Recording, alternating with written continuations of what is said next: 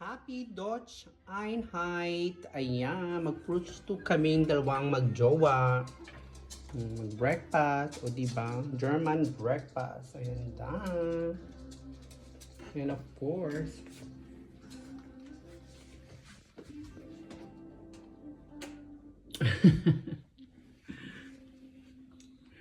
whoops.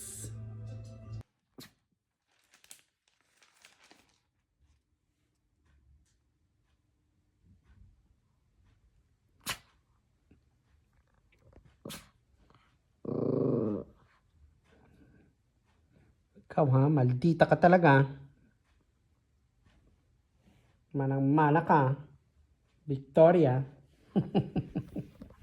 Ayun guys, nandito na ulit kami. Ako, kunin ko na ulit yung salamin na nasira. Ayan.